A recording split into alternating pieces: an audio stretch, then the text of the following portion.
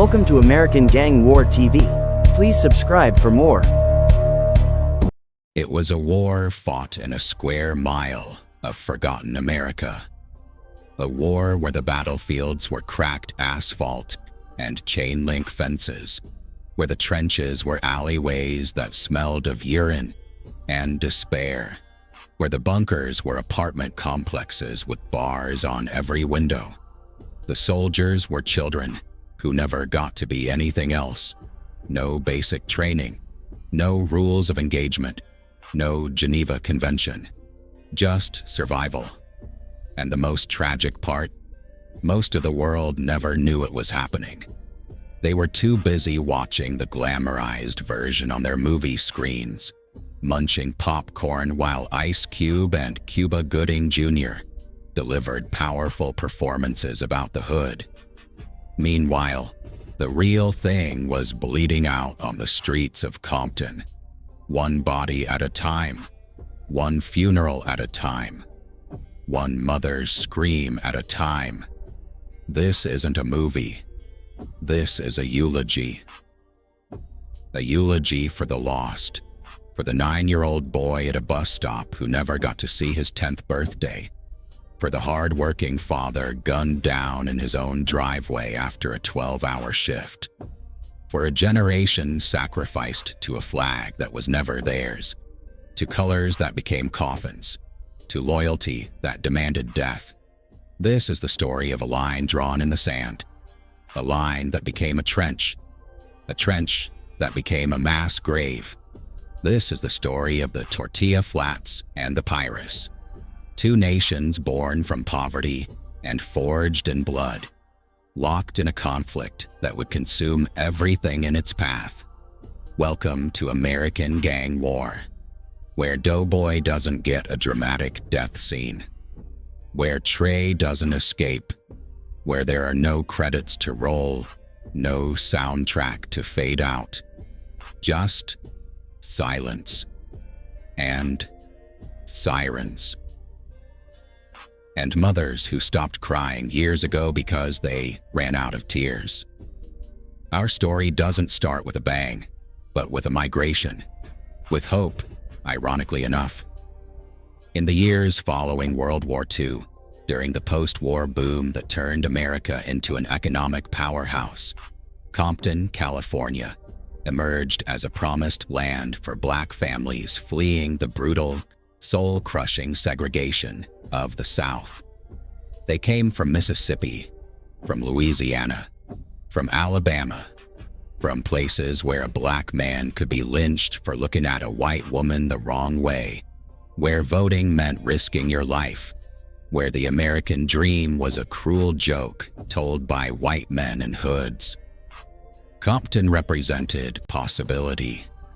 It was a place of neat bungalows with white picket fences and manicured lawns, of tree-lined streets where children could ride bikes without fear, of neighborhoods where a hard-working man could buy a home and provide for his family. It was a symbol of making it, of escaping the terror of the Jim Crow South, of finally claiming your piece of America. For a brief, shining moment, Compton was proof that the dream could be real, that Black families could build something, could establish roots, could be safe. At the same time, Mexican immigrants, seeking their own version of that same elusive dream, settled in the eastern parts of the city. They came from Michoacan, from Jalisco, from Sinaloa, from places where poverty wasn't just a condition but a death sentence, where opportunities were as scarce as water in the desert. They worked the fields, the factories, the kitchens. They scraped and saved and sent money back home. They built their own communities, their own networks of survival, their own dreams of better tomorrows for their children. For a while, a precious, brief while, there was a tense but manageable peace. Black families and brown families coexisted in an uneasy detente, bound by their shared status as outsiders in white America, as people trying to survive in a country that didn't particularly want them. They weren't friends, necessarily, but they weren't enemies either. They were neighbors in the most literal sense. People who lived next to each other, who nodded in passing, who sometimes helped each other in moments of crisis because they understood, on some fundamental level, what it meant to be unwanted. But by the 1970s, the promise was rotting from the inside out. The post-war economic boom that had lifted so many white families into the middle class began to collapse for communities of color. The aerospace factories that had provided good-paying union jobs started closing their doors or moving operations overseas where labor was cheaper. The manufacturing plants that had been the backbone of Compton's economy began shuttering, one after another, leaving behind empty buildings that would become monuments to abandonment. The jobs vanished like morning fog, and with them went stability, hope, and the fragile peace that prosperity had maintained. White flight accelerated. As more black and brown families moved in, white families moved out, taking their tax base with them. The schools, once well-funded and maintained, began to crumble. Class sizes exploded. Textbooks became outdated. Programs were cut. Teachers burned out or transferred to districts that could pay them better and support them more. The middle class, both black and brown, those who had the resources and opportunity, followed the white families out, fleeing to suburbs that promised better schools, safer streets, and a distance from the poverty that was metastasizing in their old neighborhoods. What was left was desperation. Concentrated, weaponized desperation. Families crammed into apartments that violated every code and regulation, but somehow never got inspected. Single mothers working 2 and 3 jobs, but still unable to make rent. Children going to bed hungry more nights than not. The infrastructure crumbled. Streetlights went unrepaired. Potholes became craters. Parks became dumping grounds. The police presence changed from protect and serve to occupy and intimidate. For the young men growing up in this environment, the future looked like a closed door. No jobs, no opportunities, no way out. And from that desperation, tribes were born. Not because these young men were inherently violent or criminal, but because human beings are tribal by nature. When society fails you, when the institutions meant to protect you instead brutalize you, when the system offers you nothing but rejection and marginalization, you create your own system for protection, because the police wouldn't come when you called, or worse, would come and make things worse. For identity, because America had spent centuries telling you that you were nothing, and the gang said you were somebody, you were family, you mattered. For a piece of something when you had nothing, because that corner, that block, that barrio was yours in a world that refused to give you anything else. On the east side of Compton, in the tight grid of streets between Rosecrans and Compton Boulevard, between Alameda and Willbrook, a nation was born. They called themselves the Tortilla Flats, CVTF, Compton, Barrio, Tortilla Flats. Their name came from the dense, ramshackle apartment complexes that dominated their territory, buildings that resembled the poor, rural villages of Mexico that many of their families had fled. Buildings where multiple families shared single bathrooms, where the walls were so thin you could hear your neighbors' entire lives, where the roaches and rats outnumbered the humans. The Tortilla Flats were Sureños, Southerners, under the umbrella of the Mexican Mafia, the powerful prison gang known as La M. Their identity was forged in brown pride and a fierce, almost religious defense of their barrio. To them, this wasn't just a neighborhood. It was a nation, a homeland, sacred ground. They developed their own language, their own codes, their own rituals. The khaki pants and plaid shirts became a uniform. The number 13, representing M, the 13th letter of the alphabet for Mexican Mafia, became sacred. The color blue became their flag. They were young. Most were barely teenagers when they got jumped in, when they took their beating from the homeboys and emerged as soldiers. In this army they never quite chose, but couldn't refuse. They were brothers, sons, nephews. They had mothers who prayed for them every night, and fathers who worked themselves to exhaustion trying to keep food on the table. But the streets raised them faster than their parents could. The streets taught them that respect was earned through violence, that weakness was a death sentence, that your loyalty to the barrio superseded everything: family, morality, life itself. And just a few blocks away, in the areas known as Fruit Town, Treetop, and Atlantic Drive, another nation was rising from the same soil of despair: the Pyrus. They started as a street club in the late 1960s, a group of young black men who banded together for protection and brotherhood. But they evolved, metastasized, transformed into one of the most formidable black street gangs in American history, the architects of the Blood Alliance that would spread across the entire nation. Their color was red. Blood red. Their identity was forged in the crucible of systemic oppression that had redlined them into these same streets, that had denied their parents loans and opportunities, that had ensured that the poverty they were born into would be the poverty they died in. They were the grandchildren of the Great Migration, the inheritors of promises broken and dreams deferred. America had told them they were equal, but the reality on the ground told a different story. A story written in police brutality, in discrimination, in doors slammed shut before they could even knock. The Pyrus developed their own complex hierarchy, their own sets and cliques, their own mythology.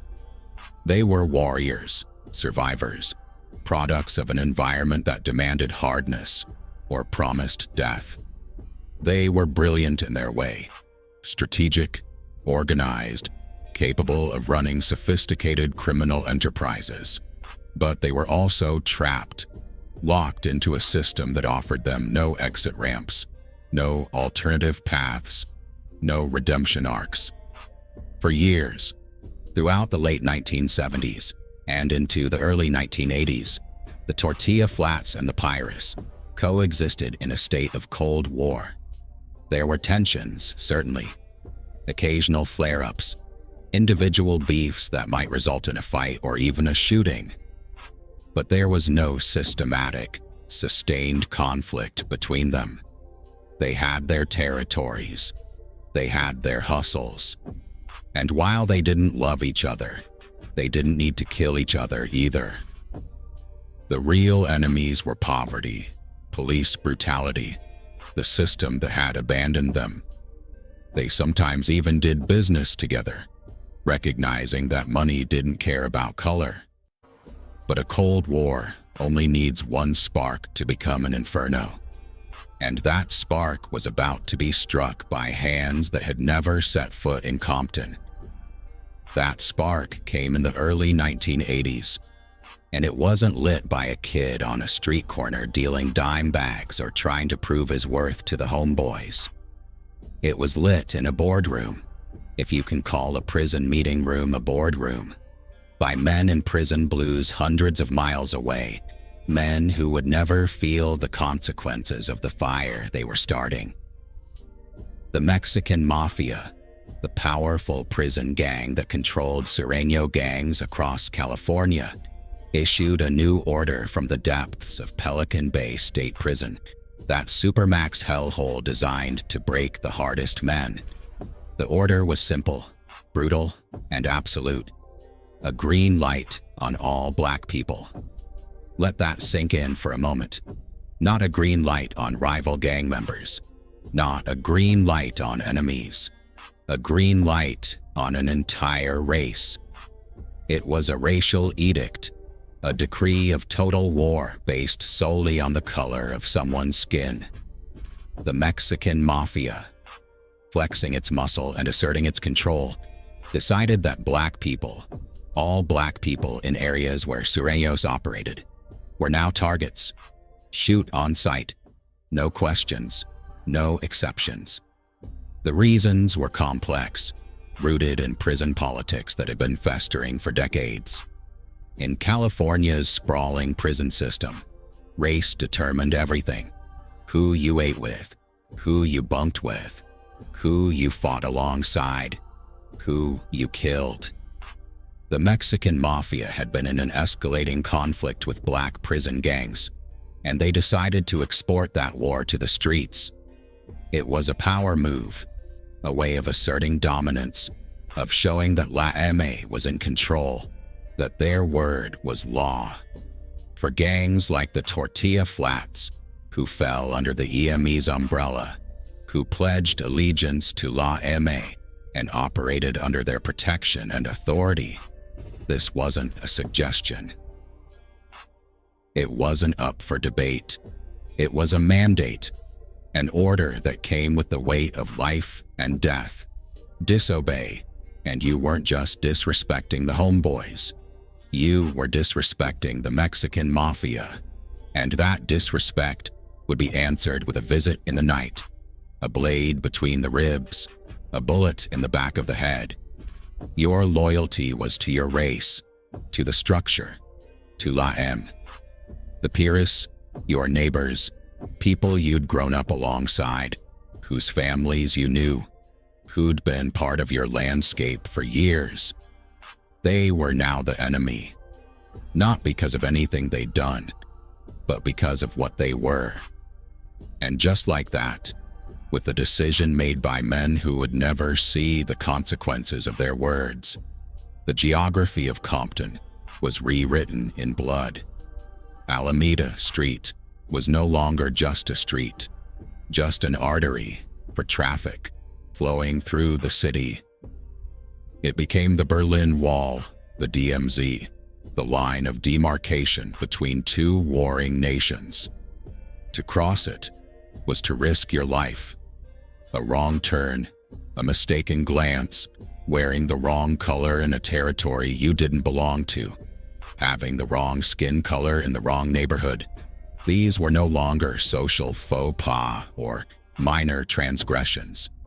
They were capital offenses, crimes punishable by immediate execution. The streets became a paranoid, pressurized chamber. Young men started carrying guns everywhere, sleeping with pistols under their pillows, constantly scanning their environment for threats. Mothers stopped letting their children play outside. The sound of a car backfiring would send entire blocks diving for cover.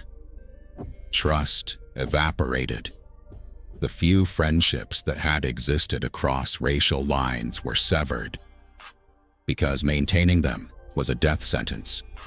You couldn't be caught talking to them, whoever they were. Association was guilt. Proximity was betrayal. The violence started slowly, then accelerated. A Pyrus shot here, a Flats member killed there. Each death demanded retaliation. Each retaliation demanded another. The cycle became self-sustaining, a perpetual motion machine of murder. And in March of 1992, the pressure that had been building for nearly a decade blew in spectacular, tragic fashion. It was a typical night at the liquor store, on the corner of Willbrook and Alejandro, one of those corner stores that serve as the social hub of the neighborhood. A gathering spot, a place to drink a beer, smoke a cigarette, to see and be seen, to catch up on the latest gossip and news from the streets. For the young men of the barrio, it was their social club, their headquarters, their slice of normalcy in an increasingly abnormal world. Rafael Padilla, a member of Compton Barrio 70s, a gang allied with the Tortilla Flats, essentially an extension of the same organization, was there with his brother Juan and some other homies. They were laughing, talking shit, engaged in the timeless ritual of young men bonding over nothing and everything. The night air was cool on their skin, a relief from the oppressive heat of the day. They were young. Juan was barely into his 20s, and in that moment, standing outside that liquor store surrounded by their brothers, they felt invincible. The way young men always do, right up until the moment they discover they're not. Then, a blue Ford Escort pulled up to the curb, its engine idling with that particular roughness that comes from deferred maintenance and hard use. Inside was a Tortilla Flats member named Leopoldo, a young man with his own history of violence, his own reputation to maintain, his own demons driving him. He called out to Juan through the open window, his voice casual, deceptively calm, friendly even. "Hey, Ese, you got the time?" It was a classic setup, the oldest trick in the book, refined over decades of street violence into a dark art form. Get your target to approach. Get them close. Eliminate the distance that might give them a chance to run or take cover. But when you're in your own neighborhood, surrounded by your own people, in your own territory that's supposed to be safe, your guard comes down. You don't expect treachery. You don't anticipate betrayal. Juan, thinking nothing of it, just a homie asking for the time, a simple request that required a simple answer, walked towards the car, ready to help a fellow vato, a brother in the struggle. He never saw the barrel of the gun that was already leveled at his chest. Leopoldo didn't ask twice. He didn't hesitate. He didn't show mercy or give warning. He raised his hand, and sudden fire erupted from the darkness of the car's interior, the muzzle flash illuminating his face for a split second, capturing that moment when a human being becomes a killer, when a decision to end a life is executed with nothing more than a squeeze of a trigger. The shots were precise, brutal, designed for maximum damage. One struck Juan directly in the chest, tearing through flesh and bone, shredding his heart, sending him stumbling backward with the impact. The laughter died instantly, replaced by shouts of confusion and horror. The night air, once filled with casual conversation and the easy camaraderie of young men at peace, was now thick with the acrid smell of cordite and the heavy, metallic tang of blood. Juan Padilla hit the ground hard, the back of his head cracking against the concrete with a sickening sound that his brother would hear in his nightmares for the rest of his life. The promise of a tomorrow, of a future, however limited or constrained by circumstances, bled out onto the asphalt of Compton in dark pools that spread like ink. His eyes stared up at the night sky, at stars he could no longer see, growing dimmer with each stuttering heartbeat. He was dead before the sirens could even be heard in the distance, before his brother could reach him, before anyone could do anything but watch him die. Rafael Padilla knelt beside his brother's body and screamed, a primal, animal sound of grief and rage that echoed off the buildings and into the night. The other homies stood around, hands clenched into fists, jaws tight, eyes already calculating revenge. Because they knew the rules. They understood the code. This couldn't stand. This wouldn't stand. Leopoldo sped off, tires squealing, disappearing into the maze of Compton streets. But not for long. The streets have eyes, always watching, always remembering, always telling tales. Justice, of a sort, came for him. He was arrested within days, charged with first-degree murder, and sent away to spend decades behind bars. But for the Barrio 70s, for the Tortilla Flats, for everyone who'd known Juan Padilla, this wasn't an end. It was a beginning. The score had been settled in Leopoldo's mind, but a deeper, more profound debt had been incurred in the minds of those left behind. The war was now personal. It was no longer just about abstract prison politics decided by men in cells far away. It was about vengeance for a fallen brother, about blood crying out for blood, about a debt that could only be paid in death. And the killing had only just begun. The violence escalated through 1992, 1993, 1994. Drive-bys became daily occurrences. Ambushes on street corners. Young men found shot to death in abandoned lots. Funerals every week, sometimes multiple funerals in a single week. Mothers burying sons. Children growing up without fathers. The city was a war zone, and the soldiers were getting younger, more reckless, more willing to die because death had become so commonplace that it lost its power to frighten. By 1995, something had to give. The body count was rising to levels that even jaded, seen everything cops found disturbing. And perhaps more importantly, the chaos was bad for business, for everyone's business. Drug trafficking was disrupted by the constant violence. Legitimate business owners were closing up shop, fleeing to safer areas. The constant police presence made everyone's hustle more difficult. Even the OGs, the original gangsters who'd started this life decades earlier, were starting to question whether the war had gone too far, whether they'd unleashed something they could no longer control. A desperate, almost unthinkable idea was proposed.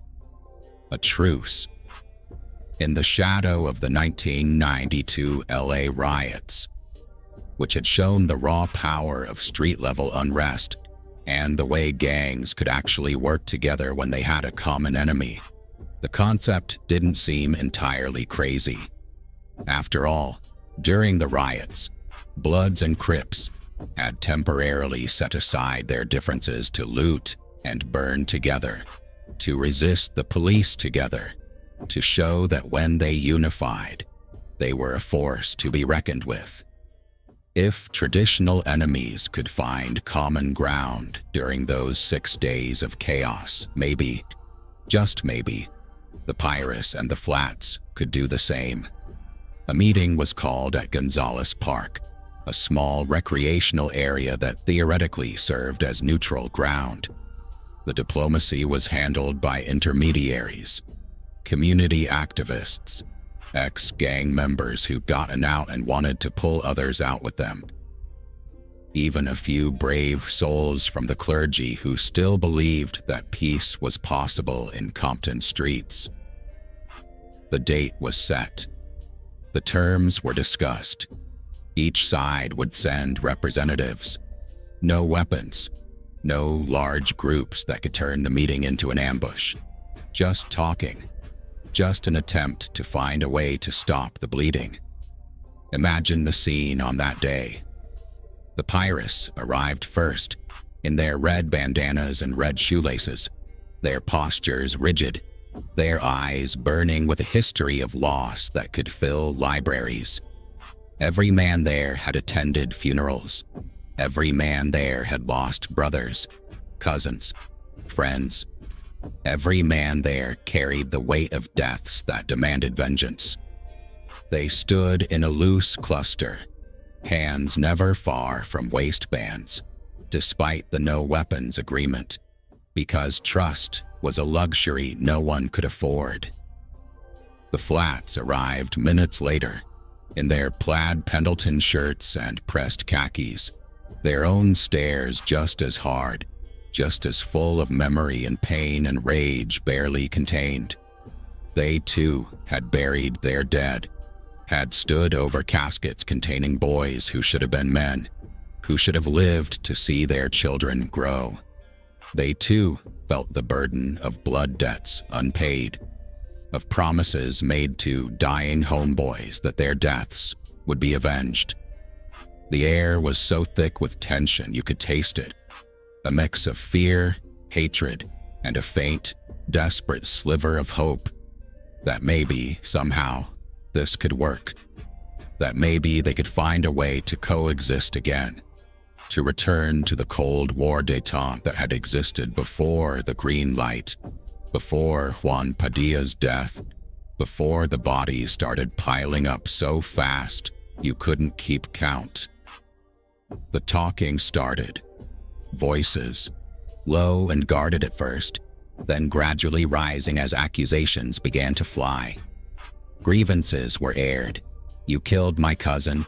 You shot up my homie's house. You disrespected us. You started this.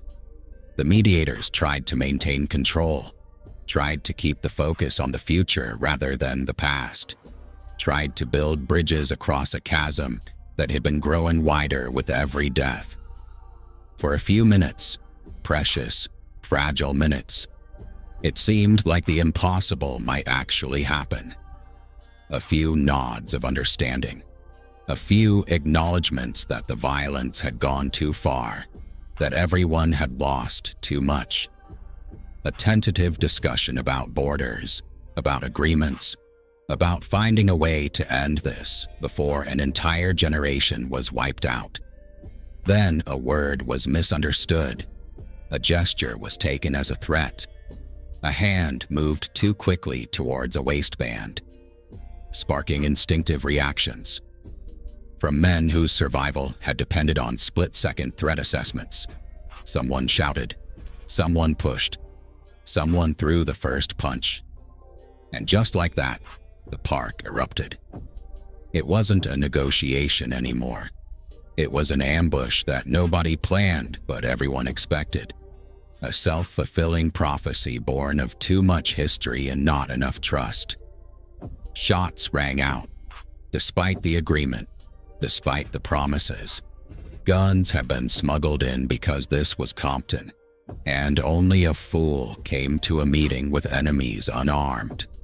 Men scattered in every direction, diving behind benches, scrambling over fences, sprinting across the park towards cars that were already peeling out. The sound of gunfire echoed across the neighborhood, sending residents who dared to hope that peace was possible diving to their floors in despair. The truce was dead before it ever had a chance to live.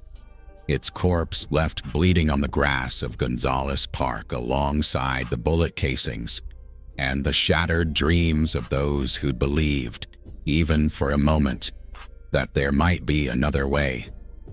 The fallout was immediate and merciless. Word of the failed peace talks spread through the streets, faster than the gunshots that had ended them. Both sides felt betrayed, felt that the other had come in bad faith, had planned treachery all along. The anger that had been momentarily contained by the hope of peace now exploded outward with redoubled fury. The streets of Compton descended into a firestorm of retaliation that would leave the entire city traumatized. It was no longer gang member against gang member. soldier against soldier. It was a hurricane of violence, and anyone caught in its path was collateral damage. The rules, such as they were, disappeared entirely.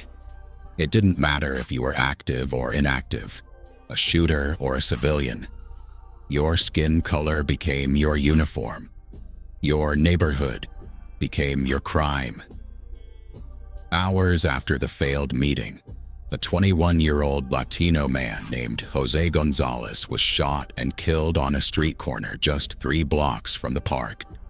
He may or may not have been involved in the shootout. Witnesses gave conflicting accounts, but then they always did, because snitching was its own death sentence. What was clear was that someone decided he needed to die, that his death would send a message, that his blood would begin to balance the scales from whatever had happened at Gonzalez Park. He was rushed to the hospital by friends who cradled his bleeding body in the back seat of a car, leaving a trail of red drops on the asphalt like breadcrumbs leading to tragedy. But it was too late. The bullet had done its work. Jose Gonzalez was pronounced dead at 8:47 p.m.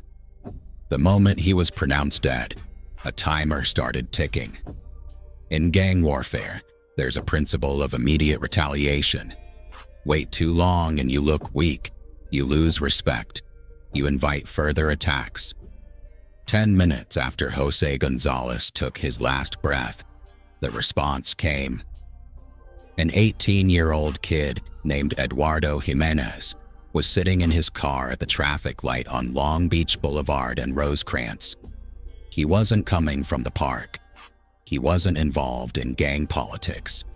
He was just a kid, maybe on his way home from work, maybe going to pick up food, maybe just cruising because it was a nice evening and he had nothing better to do. His radio was probably playing. He was probably thinking about normal things. A girl he liked, money he owed, plans for the weekend. A car pulled up alongside him. The occupants didn't ask questions, didn't verify identity, didn't care about anything except the color of his skin and the fact that he was in the wrong place at the absolute worst time. They opened fire with multiple weapons, turning that intersection into a killing ground.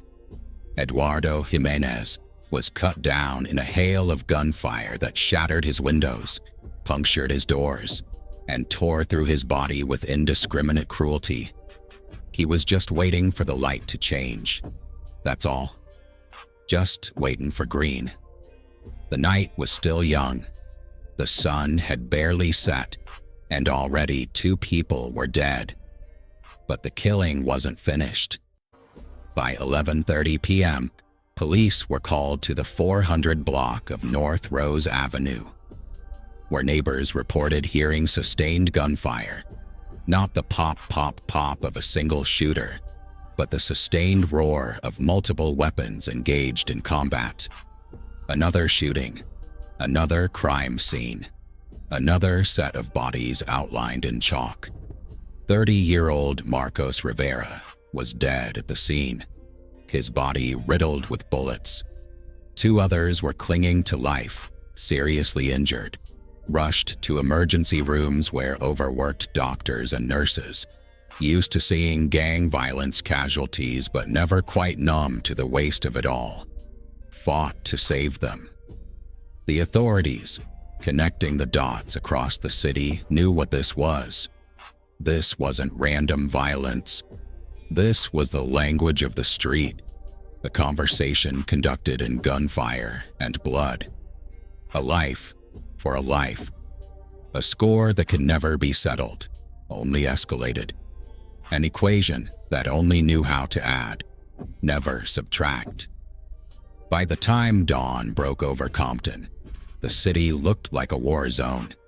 Police tape cordoned off multiple scenes. Shell casings glittered in the early morning light like lethal confetti. blood-stained sidewalks that children would walk to school in just a few hours. 3 dead, multiple wounded, and everyone knew this was just the beginning of a new chapter of violence that would be even worse than what came before. But the true soul-crushing cost of this feud wasn't the death of soldiers, of young men who'd chosen this life, however constrained their choices might have been.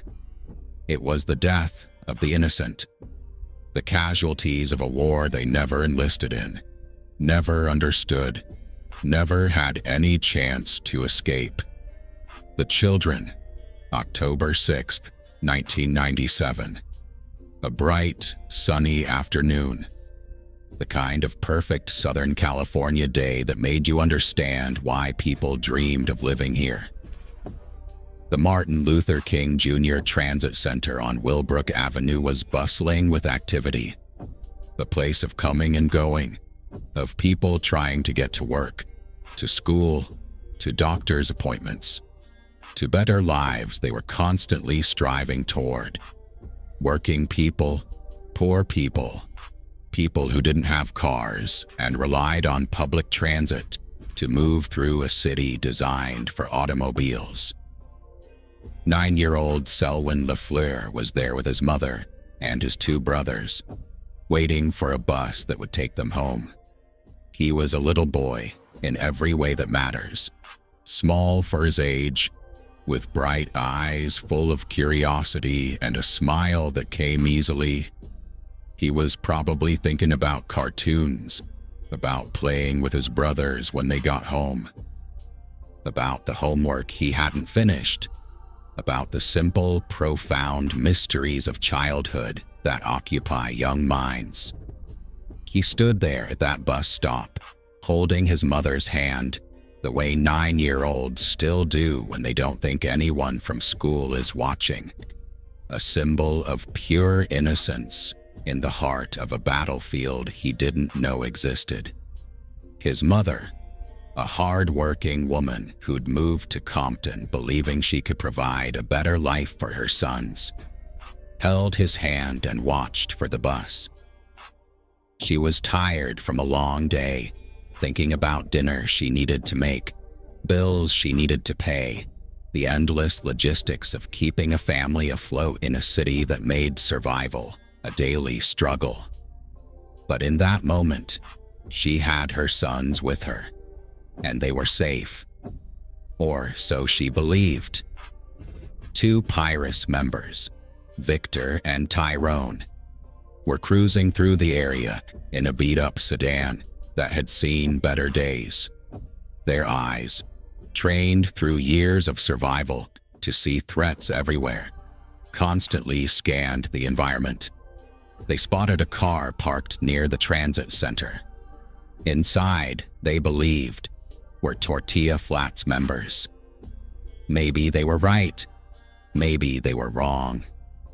It didn't matter, because they'd already made their decision. Without a second thought, without regard for the bus stop full of people just feet away, without considering for even a moment that there might be children there, they made a choice.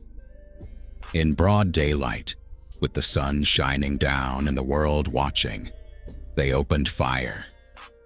The shots were meant for the car, for the enemies inside, for soldiers in this war that had consumed their entire lives. But bullets are not precise instruments of vengeance.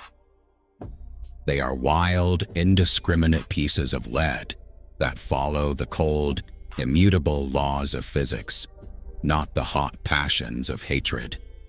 Once fired, they travel their trajectory without moral consideration, without the ability to distinguish between combatant and civilian, between soldier and child.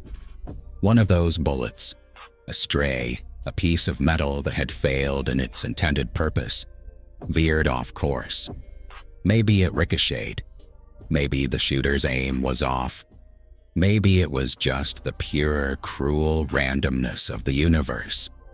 But that bullet tore through the air, and struck 9-year-old Selwyn LaFleur directly in the chest, right where his mother had kissed him goodnight 1,000 times, right where his heart was beating with the simple, trusting rhythm of a child who believed adults would keep him safe.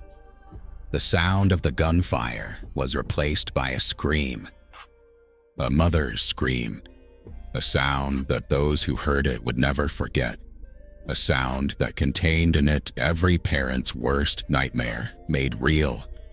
The little boy, who moments before had been full of life and questions and dreams, fell to the ground.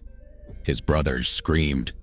Other people at the bus stop dove for cover or stood frozen in shock. His mother dropped to her knees beside him, calling his name, pressing her hands against the wound, trying to stop the bleeding, trying to undo what had been done, trying to will him back to life through sheer force of maternal love. The blood that pooled around him wasn't red for Pyrus or brown for Flats. It wasn't a gang color or a statement of loyalty. It was just red, human red. The same red that flows through every person regardless of what neighborhood they claim or what flag they fly. Selwyn LaFleur was rushed to the hospital, sirens wailing, paramedics working desperately to save a life that was already slipping away. But the damage was too severe. The bullet had done its work too well. Selwyn LaFleur, 9 years old, a third grader who liked drawing and hated homework, who loved his mother and annoyed his brothers the way little brothers do, who'd never had a chance to grow up and discover who he might become, became a statistic, a headline, a symbol of the utter senselessness of it all. 9-year-old killed in gang crossfire. The words appeared in newspapers that people read over coffee and then turned to the sports section. It appeared on news broadcasts that played between commercials for cars and vacation packages. For most of the world, it was just another tragedy in the hood. Just another reason to avoid Compton. Just another confirmation of their prejudices about gang violence and urban decay. But for Selwyn's family, for his mother who'd held his hand moments before he was killed, for his brothers who'd watched him die, for the community that had failed to protect him, it was the end of the world, a wound that would never heal.